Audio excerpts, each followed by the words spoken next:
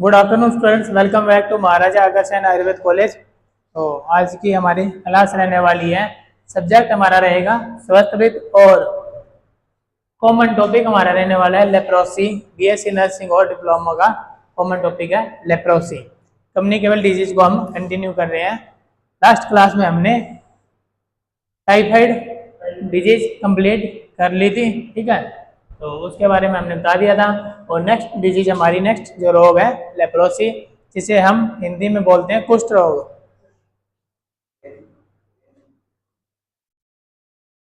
Page number 147।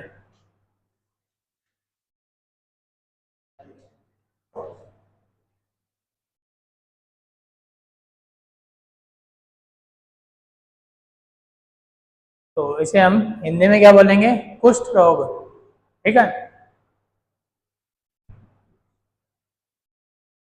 फैलने वाली बीमारी है, एक व्यक्ति से दूसरे व्यक्ति में जाती है, ठीक है।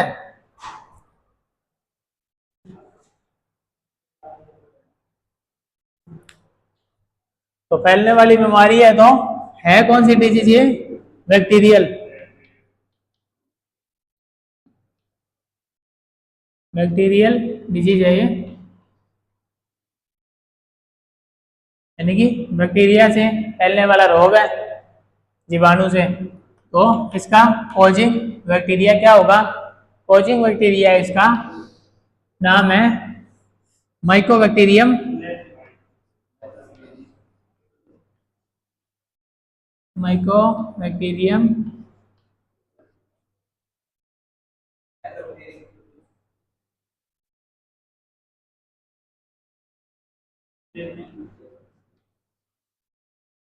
Mycobacterium lepra. अगर माइकोबैक्टीरियम ट्यूबरकुलोसिस आप बता रहे हो तो ये टीबी हो जाएगी, है ना। तो उस क्लास का बैक्टीरिया है, लेकिन अलग बैक्टीरिया है, ठीक है। माइकोबैक्टीरियम लेप्रे, ठीक है। तो कुष्ठ का कॉजिंग बैक्टीरिया माइकोबैक्टीरियम लेप्रे, ठीक है। तो होता क्या है, सोर्स ऑफ इन्फेक्शन क्या है इसका? किससे होगा? जो इन्फेक्टेड पर्सन है, ठीक है, जो संक्रमित मानव है, उसी से आगे फैलता है, ठीक है। एक्टिव केस होगा जो कुष्ठ का, लेप्रोसी का। हाँ, लेप्रोसी को एक और नाम से संबोधित किया जाता है, हैंसेन डिजीज।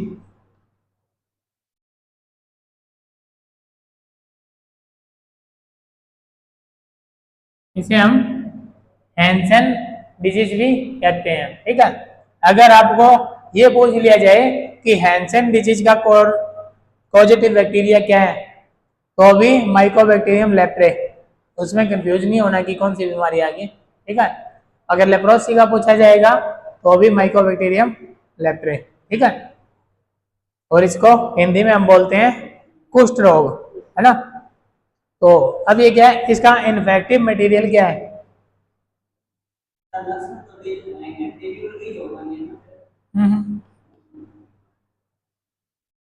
कुष्ठ रोग का आपने सुना नहीं क्या? क्या होता है?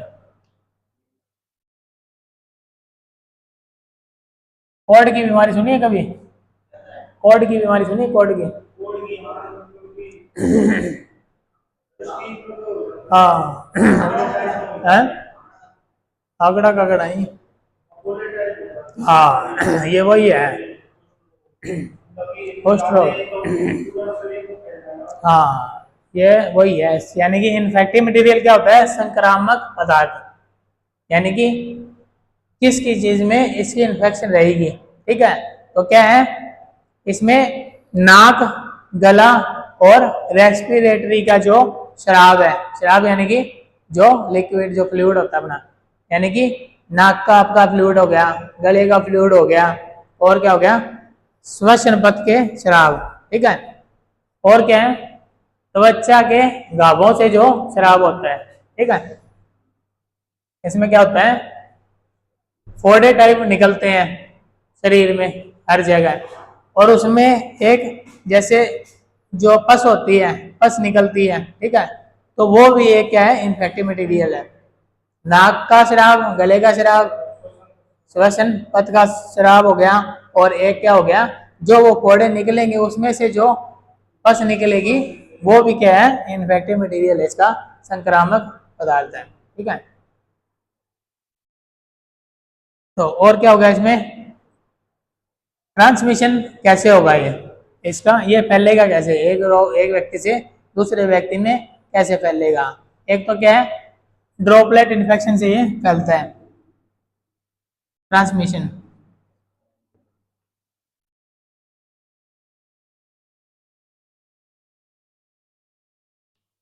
ड्रॉपलेट यानी कि जब भी कुष्ठ रोग से पीड़ित व्यक्ति जो होगा, रोगी होगा, वो जब छींकेगा तो उसमें से जो ड्रॉपलेट निकलेंगे उससे, ठीक है।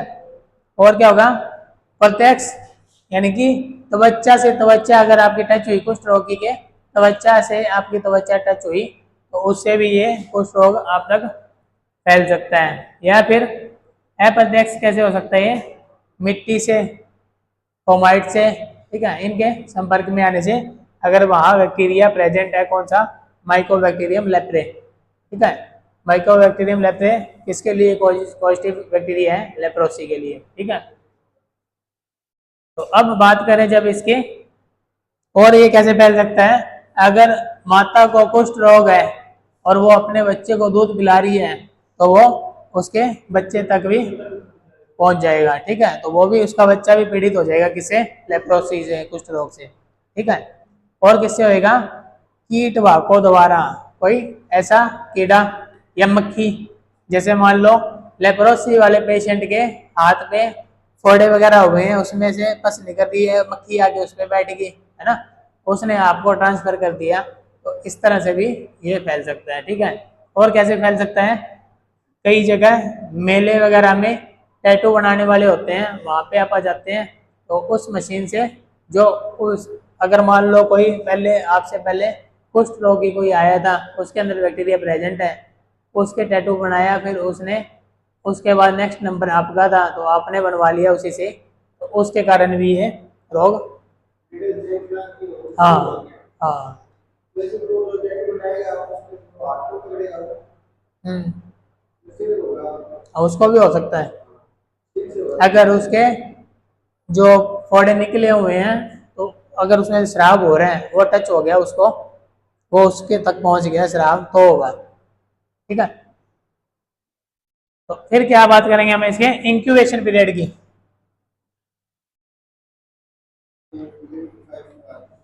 इंक्यूबेशन पीरियड,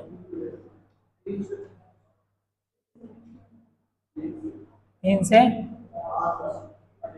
5 ईयर्स हो गए ना, हाँ, तो उससे ज़्यादा टाइम तक भी ये आगे जा सकता है, ठीक है। यानी कि इंक्यूबेशन पीरियड क्या होता है, इंक्यूबेशन पीरियड क्या होता है? क्या होता है?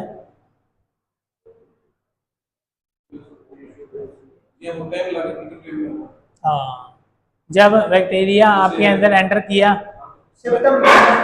हाँ, जब बीमारी के लक्षण शुरू होते हैं, तो जो वो बीच का टाइम है वो है इंक्यूबेशन पीरियड। तो इसका इंक्यूबेशन पीरियड क्या है, 3 से 5 साल, ठीक है।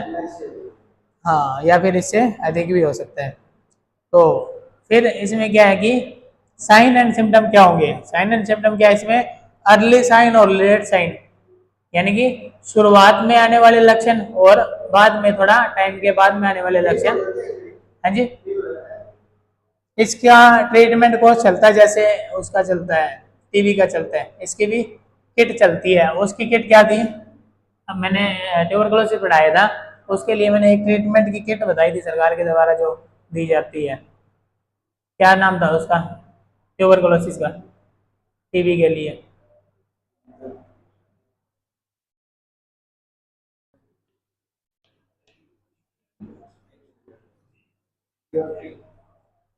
डॉट किट बोलते हैं उसको, जो ट्यूबरकुलोसिस में दी जाती है। इसकी फुल फॉर्म क्या थी, याद है, फुल फॉर्म,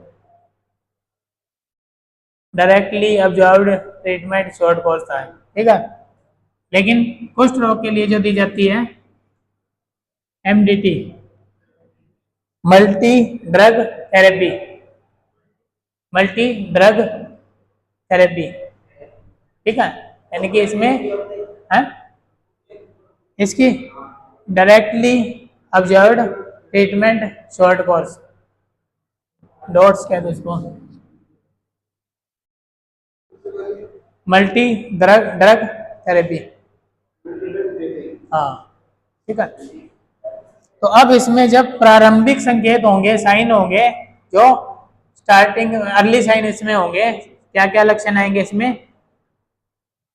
सबसे पहले तो क्या होगा, स्किन जो होगी हमारी उसका कलर में चेंजेस आने लग जाएगा।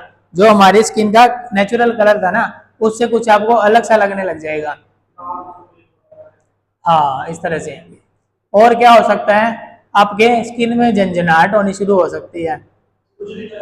हाँ और क्या हो सकता है इसमें, और इसमें हो सकता है कि आपको जैसे मान लो टच, जो टच महसूस होती है वो होनी कम हो जाए, ठीक है, जैसे सुन्नापन होना, ठीक है।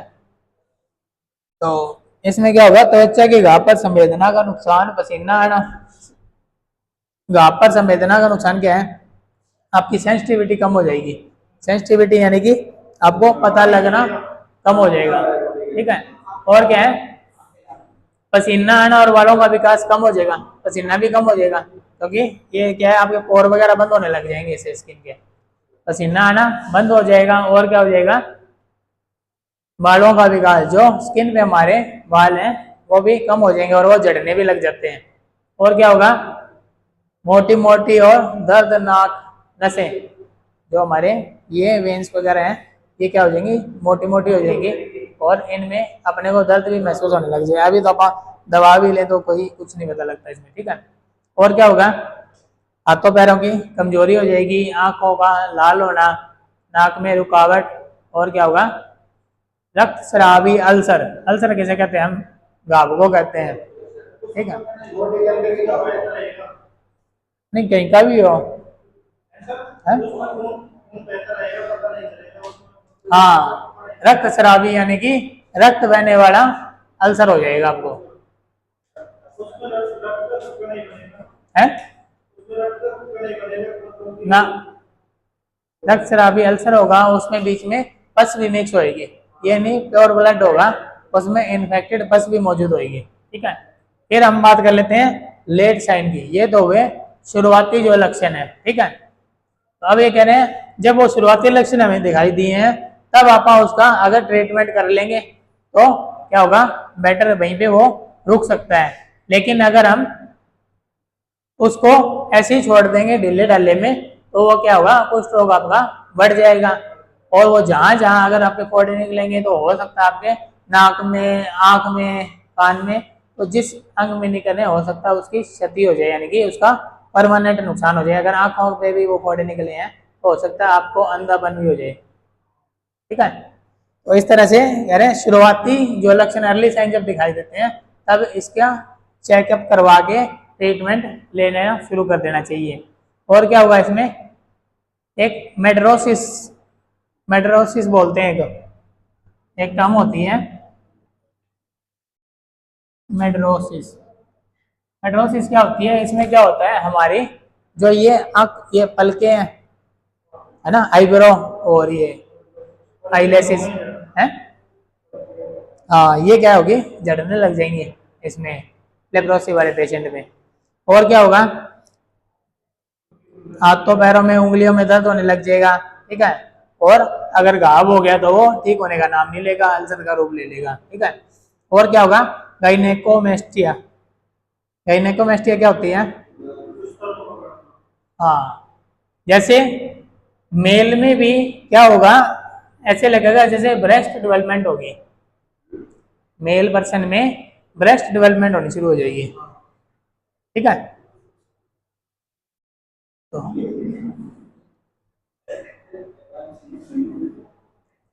अब हम इसका डायग्नोज कैसे करेंगे, निदान कैसे करेंगे।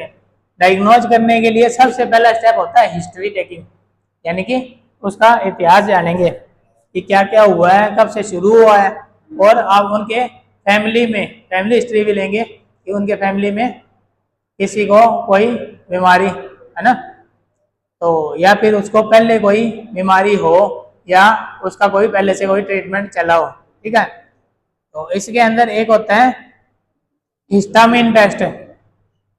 इसके डायग्नोसिस में क्या होगा, हिस्टामिन टेस्ट।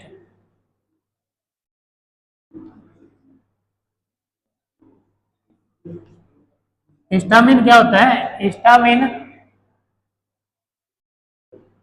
हमारे बॉडी में होता है। हिस्टामिन जो क्या करता है, किसी भी एलर्जन से रिस्पॉन्स करता है। अगर किसी चीज़ की एलर्जी हुई है तो उसके बदले में रिस्पॉन्स देता है। रिस्पॉन्स में क्या होता है, खुजली भी हो सकती है, सोजिश भी हो सकती है, ठीक है, लालिमा भी हो सकती है, ठीक है। ये हिस्टामिन है। हाँ, तो हिस्टामिन टेस्ट करवाएंगे। अगर उसमें हिस्टामिन ज़्यादा प्रेजेंट है तो हो सकता है कि आपको लेप्रोसी हो। और क्या करवाएंगे, बायोप्सी। बायोप्सी का मतलब क्या होता है, बायोप्सी सुना होगा आपने, बायोप्सी सुना है क्या, नहीं सुना। जैसे आपके किसी भी पार्ट का बिल्कुल छोटा सा हिस्सा लिया, उसको लैब टेस्ट के लिए भेज दिया। हाँ हाँ, ठीक है। तो उसमें जानने के लिए बायोप्सी बोलते हैं। बायो मतलब कि जीवित, अपना सेल लेंगे, कोई भी बॉडी पार्ट है, हाँ, कोई भी बॉडी पार्ट का सेल लिया हमने और उसको लैब में टेस्ट के लिए भेज दिया, जांच के लिए, तो उसके अंदर क्या क्या प्रेजेंट है, ठीक है। तो बायोप्सी जब करवाएंगे तो उसके अंदर माइकोबैक्टीरियम लेप्रे पाया जाएगा, ठीक है, जिससे कि कंफर्म हो जाएगा कि इसको लेप्रोसी है, कुष्ठ रोग है। और कुष्ठ रोग, लेप्रोसी का दूसरा नाम क्या बताया मैंने, हैंसेन डिजीज, ठीक है। और क्या करेंगे, इसमें इम्यूनोलॉजिकल टेस्ट करेंगे, जिसमें क्या किया जाता है, चीरा लगा दिया जाता है, जिसे स्किन स्लिट स्मीयर बोलते हैं। तो उसके अंदर भी क्या मिलेगा हमें, माइकोबैक्टीरियम लेप्रे बैक्टीरिया प्रेजेंट मिलेगा, ठीक है। तो इस प्रकार से तो हम इसका निदान कर लेंगे। फिर नेक्स्ट इसमें आ जाएगा प्रिवेंशन एंड कंट्रोल, ठीक है। अब इसको, इसकी रोकथाम कैसे कर सकते हैं, इसका ट्रीटमेंट कैसे कर सकते हैं, इसका इलाज कैसे कर सकते हैं। मैंने आपको पहले बता दिया, इसमें दी जाती है MDT, जिसे क्या कहते हैं हम, मल्टी ड्रग थेरेपी। मल्टी यानी कि बहुत सारी, ड्रग यानी कि दवाइयाँ, ठीक है। तो मतलब कई दवाइयाँ मिलके एक किट बनाई जाती है जो आपको दी जाती है, जिससे कि इस बैक्टीरिया का खात्मा किया जाता है। इसके अंदर जो मेनली काम करने वाला जो कंपोजिशन होता है इसके लिए, कुष्ठ रोग के लिए, वो होता है डेप्सोन।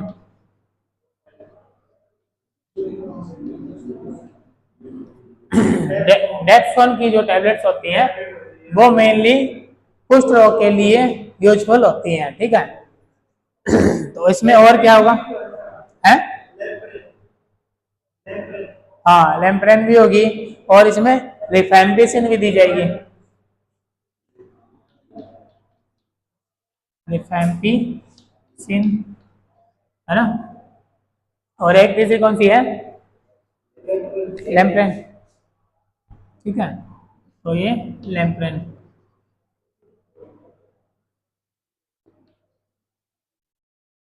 तो इस तरह से इनको मिला के MDT किट बना दी जाती है और पेशेंट को दी जाती है।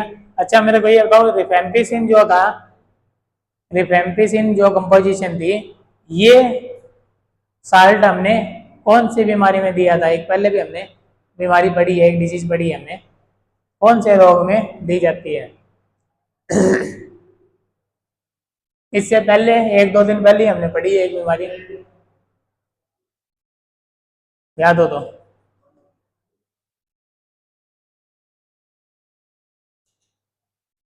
क्योंकि बैक्टीरिया इसका भी उसी क्लास का है। हाँ, टीबी में, ठीक है। तो रिफैम्पिसिन हमने उसमें भी दी थी, ठीक है। उसमें और क्या क्या दिया था, इथेम्बुटोल भी दिया था, ठीक है, आइसोनाइजेट भी दिया था, पायरेजिनामाइड भी दिया था और एक रिफेम्पिसिन भी दिया था। ठीक है, तो ये हमने उसको दी थी। और इसमें क्या दे रहे हैं, लेप्रोसी वाले में जो मल्टी ड्रग किट में डेप्सोन दे रहे हैं, रिफेम्पिसिन दे रहे हैं और लेम्प्रेन दे रहे हैं। ठीक है, फिर और क्या करेंगे, इम्यूनोप्रोफाइलैक्सिस, टीकाकरण। तो टीकाकरण इसमें भी कौन सा काम करेगा, बीसीजी, जो हमने टीबी के लिए दिया था, है ना, बीसीजी का इसमें भी 0.1 ml, ठीक है, इंट्राडर्मल, जैसे हमने टीबी के लिए दिया था। तो और क्या करेंगे, जब भी आपको लगे कोई पेशेंट कुछ रोग का है, उसके त्वचा से त्वचा टच से आप बचें। ठीक है, स्किन टू स्किन टच होने से बचाव रखें। और क्या होगा, साफ सफाई रखनी है आपने, अच्छा अपना डाइट को मेंटेन करके रखना है, अच्छे से आपने जो भी है पोषण पूरा रखना है, न्यूट्रिएंट्स रखने हैं, किसी भी विटामिन मिनरल या मतलब मिक्स डाइट लेनी है, जिससे कि आपका सभी प्रकार के प्रोटीन विटामिन मिनरल्स की आवश्यकता पूरी होती रहे। ठीक है, और क्या करना है हमने, इसके अंदर स्वास्थ्य शिक्षा भी देनी है, जागरूकता अभियान चलाने हैं, इसके बारे में बताना है कि किस चीज से रोग होंगे और किस किस से इसे हम बच सकते हैं। ठीक है, तो इसकी कंप्लीट डिटेल बतानी है, इसका उपचार बताना है कि किस तरह से आप कहाँ से आपको इसके लिए ट्रीटमेंट मिल सकता है। और क्या है, एक जो सरकार द्वारा टाइम टू टाइम कार्यक्रम चलाया जाता है, कुष्ठ निवारण कार्यक्रम और मतलब प्रोग्राम जो चलते हैं लेप्रोसी को भगाने के लिए, कुष्ठ निवारण कार्यक्रम चलते हैं और कुष्ठ निवारण इसके लिए समितियां भी बनाई जाती है। ठीक है, जो कि इसको खत्म करने में हेल्प करती है। और क्या होगा, जल्दी से जल्दी आपने इसका डायग्नोज करवाना है। जब भी आपको ऐसी वैसी कोई दिक्कत लगे, जल्द से जल्द अपने नज़दीकी स्वास्थ्य केंद्र पे जाके अपने टेस्ट वगैरह करवाने हैं। और क्या करना है, अपने आसपास के लोगों का भी ध्यान रखना है। अगर किसी में ऐसे लक्षण पाए जाते हैं तो उसका जल्द से जल्द निदान करवाना है। ठीक है, और क्या है, जहाँ जहाँ मरीजों को अस्पतालों में या क्लिनिक में जहाँ भी कपड़ों की या दवाइयों की जिसकी भी ज़रूरत है, उसमें आप हेल्प कर सकते हैं। और क्या है, इसमें एक प्रोग्राम चलाया जाता है नेशनल लेवल पे, राष्ट्रीय कुष्ठ उन्मूलन कार्यक्रम। ठीक है, तो ये तो हमारा हुआ कुष्ठ रोग कंप्लीट। ठीक है, तो इसके बाद नेक्स्ट दी जाती है हमारी पोलियो। तो पोलियो का थोड़ा सा हम इंट्रो बता देते हैं, इसको कंटिन्यू अपन नेक्स्ट क्लास में करेंगे। ये तो हमारा हुआ लेप्रोसी, इसे हमने बोला है कुष्ठ रोग। और इसके लिए कोजिंग बैक्टीरिया क्या है? लेप्रोसी के लिए कोजिंग बैक्टीरिया क्या है? Mycobacterium leprae. और इसके लिए ट्रीटमेंट में हम क्या देते हैं? एमडीटी। एमडीटी की फुल फॉर्म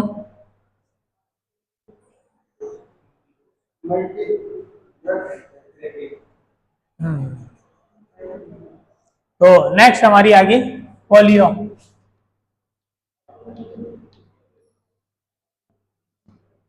पोलियो,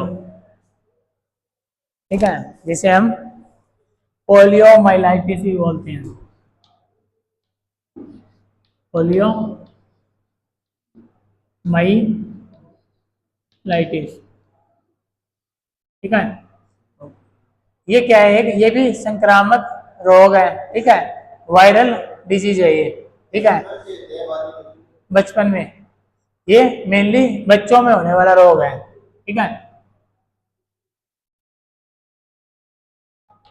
इसका डिस इफेक्ट क्या है, मेनली ये क्या करता है, किसी भी अपने बॉडी पार्ट को परमानेंटली डैमेज कर देता है। ठीक है, पैरालाइज कर देता है, तो छोटे बच्चों में होता है। ठीक है, और क्या करते हैं, इलाज इसका कुछ है नहीं उसके बाद, अगर एक बार हो गया तो। ठीक है, और क्या है, अब इसका इलाज यही है, कहते हैं prevention is better than cure, यानी कि बचाव रखो, ट्रीटमेंट से अच्छा है कि बचाव। ठीक है, तो इसका एजेंट क्या होगा? एजेंट इसका पॉजिटिव है, ये है वायरल। ठीक है, वो क्या थी? बैक्टीरियल। ये जरूर याद रखना आप लोगों ने कि कौन सी डिजीज बैक्टीरियल है, कौन सी वायरल है। ठीक है, और उसका कॉजी बैक्टीरिया या वायरल का नाम भी आपने याद रखना है।